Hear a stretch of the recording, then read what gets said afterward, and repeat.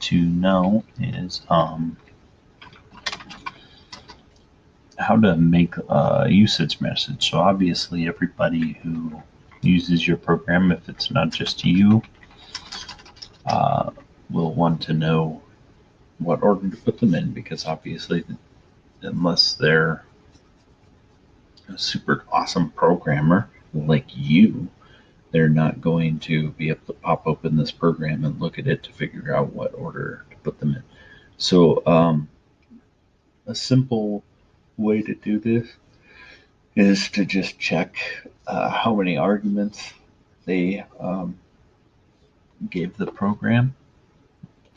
And so, and then basically just make sure that they actually gave you enough arguments. Otherwise, the program is going to run and give them absolute nonsense and confusing error messages. So here we'll explain this. So we'll make a quick if statement. So the way if statements are in Bash, you say if some sort of test here, then is the thing to tell it, okay, this is what it's going to do. And then once it's done with that, you tell it the if statement's over with v. And you can also add an else in here, but we don't need an else, so we're not going to worry about that. So we're going to say if $octothorpe, this just means if the number of arguments is, so that means not. So it's basically saying if it's not these conditions, dash EQ means equal to, and then 4. So it's saying if there aren't 4 arguments given, because we require 4 arguments, then echo. The dash E lets us add new lines usage. We can do something fancy here. So $0 is actual program name. And we'll say base name, just in case they gave it some like crazy full path to your program. Base name usage. And then add 2 new lines and say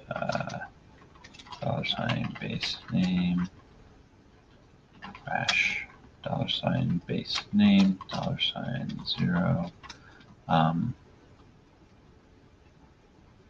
Then let's see here. The first argument should be name experiment. Second one will be experimental fastq.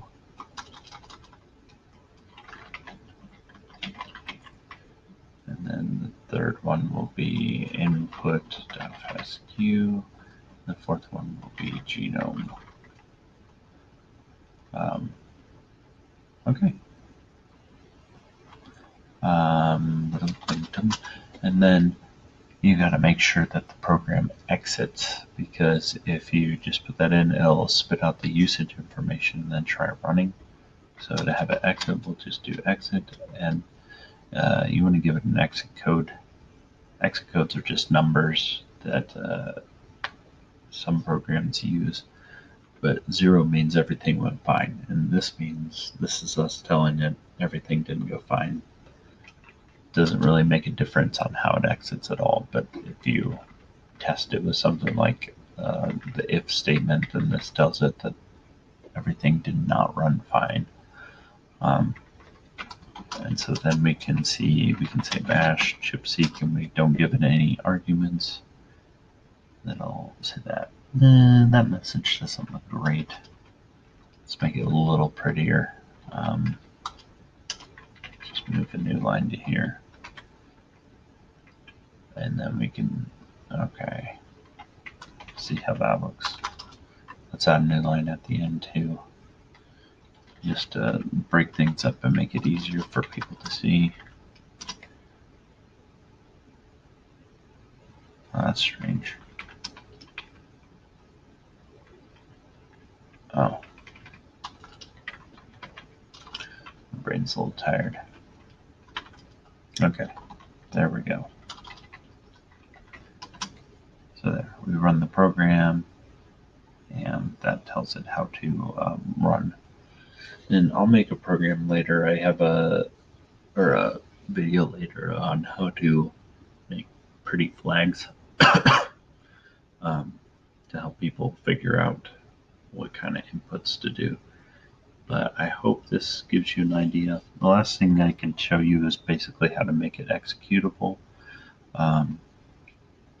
So right now, if I try typing chip seek.sh, it's not gonna run. It's gonna say command not found because it doesn't know. So when we type bash chip seek, that's just basically saying, okay, use bash to interpret this.